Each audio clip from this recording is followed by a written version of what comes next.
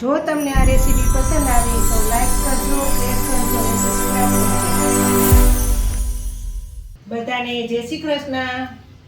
હું સગવડાબેન આહિર સુરતથી આપ સૌનું મારા કિચનમાં સ્વાગત છે. આજે હું શેર કરીશ આખું વર્ષ માટે આપણે ખાઈ શકીએ તેવું સરસ મજાનું લીંબુનું ગળ્યું અથાણું. તો ચાલો બનાવવાનું ચાલુ કરીએ.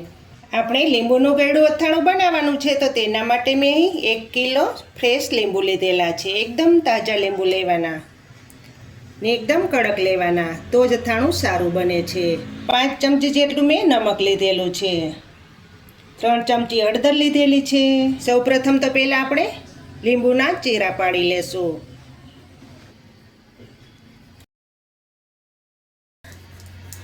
આ રીતે આપણે કટ કરશું. એક ચીરો આડો અને એક ચીરો ઊભો. બધા લીંબુના આ રીતના ચીરા કરશું.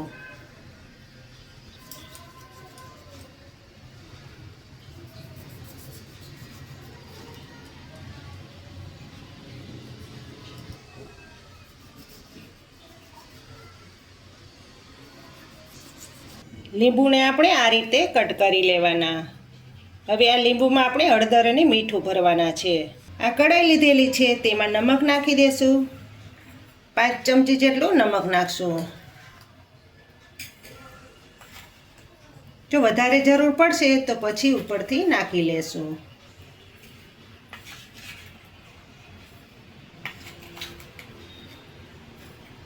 આ બંને વસ્તુને સરસ રીતે મિક્સિંગ કરી લેશું.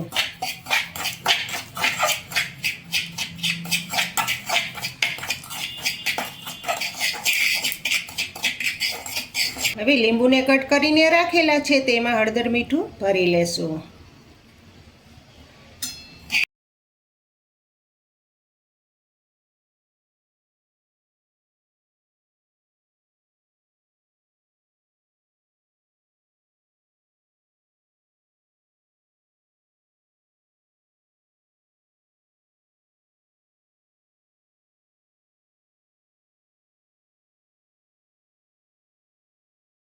એટલો મસાલો વધેલો છે તે ઉપરથી નાખી દેશું.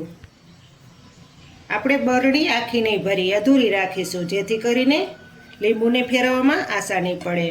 લીંબુને 10 થી 15 દિવસ સુધી આમ જ રાખશું. વચ્ચે વચ્ચે 3 દિવસે લીંબુને ફેરવતા રહેશું જેથી કરીને બધા એક સરખા ગળી જાય. ઉપરથી ઢાંકી દેશું. આ રીતે અધૂરી રાખવાની બરણી જેથી કરીને આસાનીથી આમ ફરી શકે. બરણીમાં થોડાક લીંબુ ન સમાણા એટલે પ્લાસ્ટિકના ડબ્બામાં મેં રાખેલા છે. તેને પણ સરસ રીતે ઢાંકીને ફેરવતા રહેશું.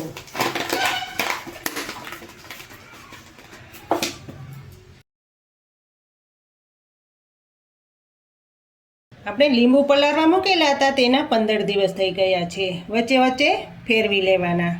3 દિવસે લીંબુને ફેરવી લેવાના.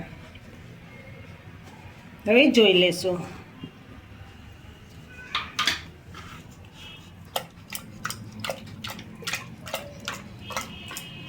ત્રણ દિવસે લીંબુને ફેરવતા રહેવાના જેથી કરીને સરસ રીતે ગળી જાય. 15 દિવસ રાખ્યા બાદ લીંબુ એકદમ ગળી ગયા છે. જોઈ શકો છો ને, એકદમ પોચા થઈ ગયા છે. બસ આ રીતના લીંબુ થવા દેવાના. હવે આ લીંબુના આપણે કટકા કરવાના છે. આપણે આ લીંબુને એક ચારણીમાં કાઢી લેશું જેથી કરીને અંદર રહેલું લીંબુનું જે મીઠાનું પાણી થઈ ગયું હોય તે નીકળી જાય.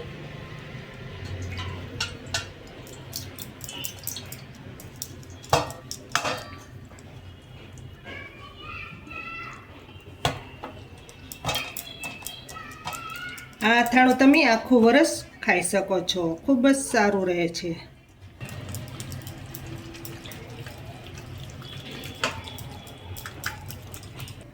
આ રીતે જારીમાં નાખી અને પાણી બધું નિતારી લેવાનું.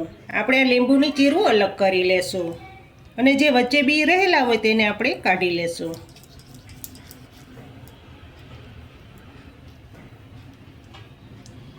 જે વચ્ચે બી હોય તેને આપણે કાઢતા જઈશું.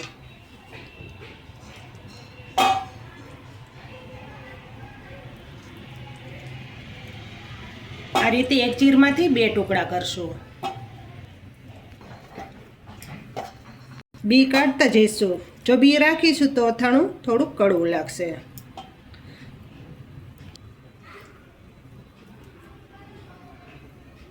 બી કાઢતા જઈશું.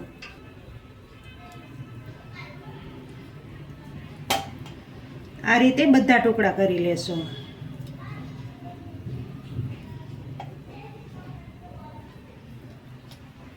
બધા કટકા એક સરખા કરી લીધા છે. તમારે જીરું રાખવી હોય તો પણ તમે રાખી શકો છો, પણ કટકા સારા લાગે છે. આ રીતે બધા કટકામાંથી બી કાઢી લેવાના. તેને સાઈડ પર મૂકી દેશું. હવે લીંબુના અથાણામાં નાખવાના મસાલા જોઈ લેશું. 1 કિલો લીંબુ હતા તો તેની સામે 1 કિલો મેં અહીં કોલ્હાપુરી ગોળ લીધેલો છે. હંમેશા અથાણું બનાવવું હોય ત્યારે કોલ્હાપુરી ગોળનો જ ઉપયોગ કરવાનો. મસાલામાં 2 ચમચી વરિયાળી લીધેલી છે, 1 ચમચી નમક લીધેલું છે, અડધી ચમચી હિંગ લીધેલી છે, 4 ચમચી જેટલા મેં અહીં ધાણાના કુરિયા લીધેલા છે, 3 ચમચી રાઈના કુરિયા, 3 ચમચી મેથીના કુરિયા લીધેલા છે અને 3 ચમચી કાશ્મીરી લાલ મરચાંનો પાવડર લીધેલો છે. સૌપ્રથમ તો આ મસાલાને આપણે અધકચરા પીસવાના છે. મિક્સર જારમાં ધાણાના કુરિયા નાખીશું, રાઈના કુરિયા નાખીશું, મેથીના કુરિયા પણ સાથે નાખી દઈશું. મેથીના કુરિયા 3 ચમચી નાખીશું, 2 ચમચી વરિયાળી નાખશું.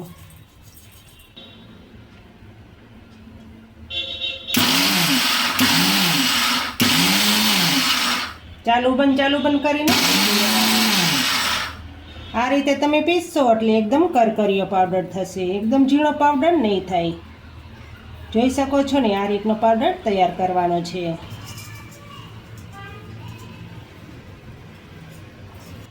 એક કિલો લીંબુ હોય તો તેની સામે ત્રણેય મસાલા 25-25 ગ્રામ લેવાના, 3-3 ચમચી. એટલે માપ બરાબર હશે તો લીંબુનું અથાણું ખૂબ જ સારું રહેશે. અડધી ચમચી હિંગ નાખશું, 1 ચમચી નમક નાખશું, 2 ચમચી કાશ્મીરી લાલ મરચું નાખશું, 2 ચમચી જેટલો લીંબુનો રસ નાખી દઈશું, જેથી કરીને ગોળ ઝડપથી ઓગળી જાય. હવે જે 1 કિલો ગોળ લીધેલો છે કોલ્હાપુરી, તે નાખી દઈશું મસાલાની સાથે.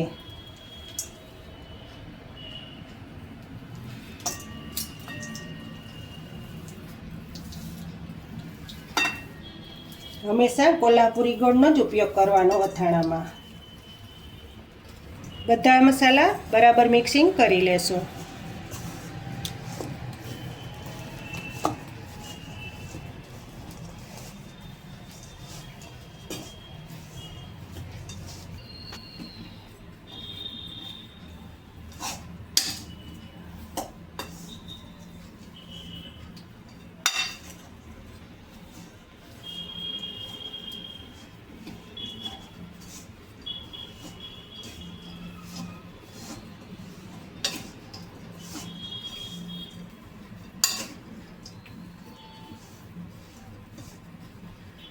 આ રીતે ગોળ બધો ભાંગી લેવાનો. આ મસાલામાં આપણે 50 ગ્રામ જેટલું ગરમ તેલ નાખવાનું છે.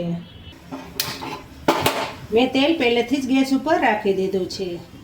હવે સરસ રીતે ગરમ થઈ જાય ઉફાળું, પછી ઠંડુ કરીને મસાલામાં નાખશું. તેલ સરસ રીતે ગરમ થઈ ગયું છે તો હવે ગેસ બંધ કરી દઈશું અને નીચે ઉતારી લેશું.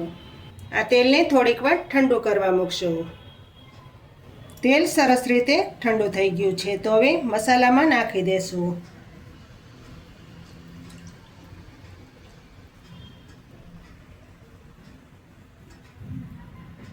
બાકીનું તેલ ઉપરથી નાખીશું, જરૂર પડશે ને તો જ.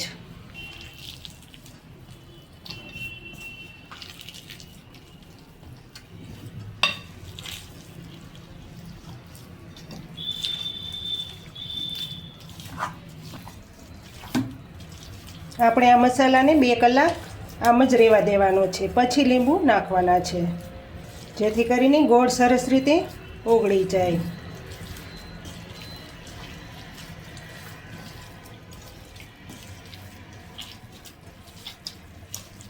કોલ્હાપુરી ગોળ હોય એટલે એકદમ ચીકણો હોય છે.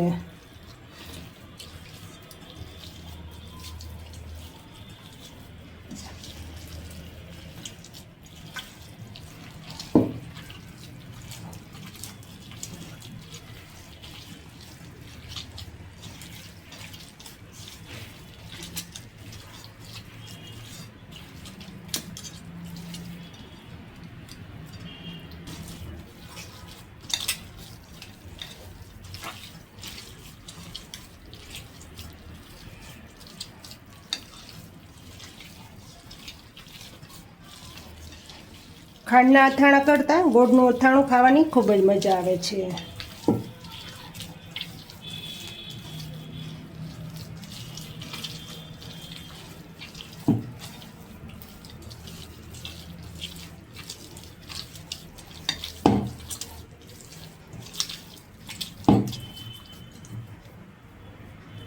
આપણે આ મસાલાને 2 કલાક સુધી આમ જ ઢાંકીને મૂકી દેશું, જેથી કરીને સરસ રીતે ગોળ બધો ઓગળી જાય.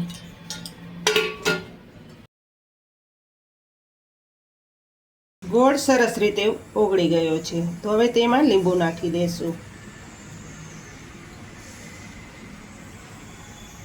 તમે ગોળ ભેળવીને થોડીક વાર 1-2 કલાક રાખો એટલે સરસ રીતે ઓગળી જાય.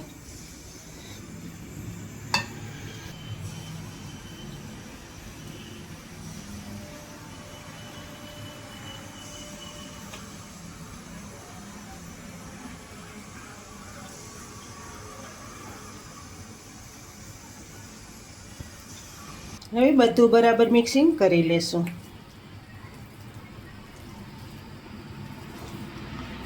એક કિલો લીંબુની સામે 1 કિલો ગોળ નાખવાનો.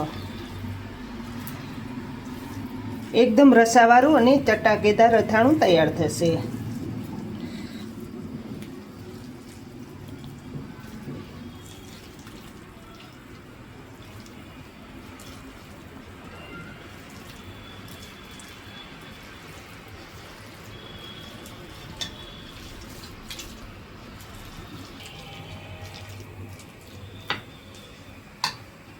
હજુ તેમાં 1 ચમચી કાશ્મીરી લાલ મરચાંનો પાવડર નાખશું, જેથી કરીને અથાણાનો કલર સારો આવે.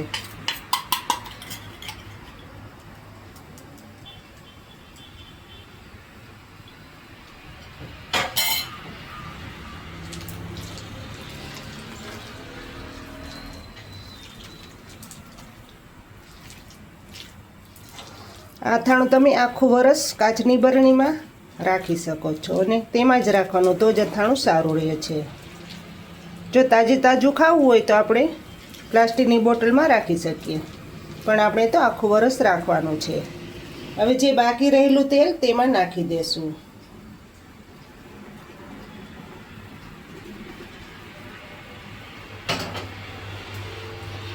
બી કોઈ દેખાય તો વચ્ચેથી કાઢી લેવાના.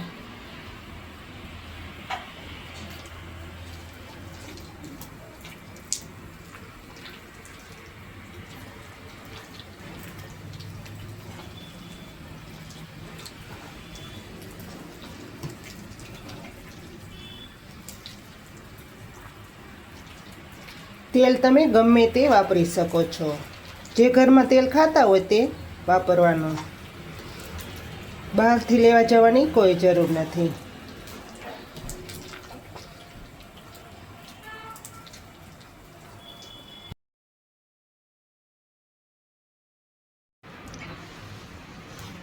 જોઈ શકો છો ને, અથાણું જોતાં જ ખાવાનું મન થઈ જાય તેવું ચટાકેદાર અથાણું તૈયાર થયું છે.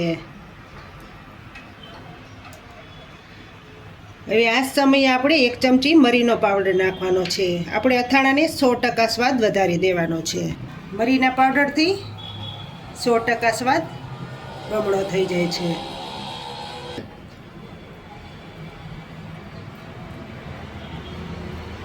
આ અથાણું ભાખરી, પરોઠા, રોટલી અથવા થેપલા સાથે ગમે તેની સાથે ખાઈ શકો છો. આ અથાણું મહેમાનને આપો ત્યારે મહેમાન આંગળા ચાટતા રહી જાય. જોઈ શકો છો ને કેટલું ચટાકેદાર અથાણું તૈયાર થયું છે. આ અથાણાને આપણે કાચની બરણીમાં ભરી દેવાનું છે. આપણે બરણી એકદમ કોરી અને એકદમ સાફ કરેલું હોવી જોઈએ. બરણીને પહેલાં ધોઈ અને તપાવી લેવાની, પછી જ તેમાં અથાણું ભરવાનું, તો જ અથાણું આખું વરસ સારું રહે છે.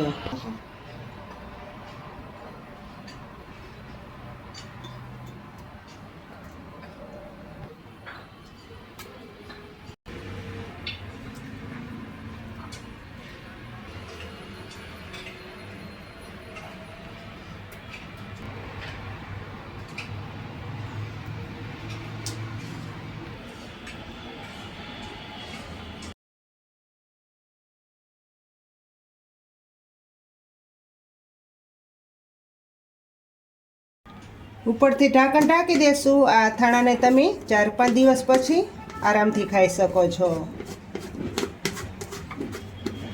તો તૈયાર થઈ ગયું છે. જમવાનો સ્વાદ બમણો કરી દે તેવું ચટાકેદાર લીંબુનું ગળ્યું અથાણું. તમને જો આ લીંબુના ગળ્યા અથાણાની રેસીપી સારી લાગી તો મારી ચેનલને લાઈક કરજો, શેર કરજો ને ભૂલ્યા વગર સબસ્ક્રાઈબ કરજો. કમેન્ટ કરીને કહેજો કે તમને આ ચટાકેદાર લીંબુના અથાણાની રેસીપી કેવી લાગી, અને તમે ચોક્કસથી બનાવજો. ખૂબ જ ખાવાની મજા આવશે. બધા માગીને ખાશે. ફરી મળીશું એક નવી રેસીપી સાથે. ત્યાં સુધી જય શ્રી કૃષ્ણ, જય માતાજી.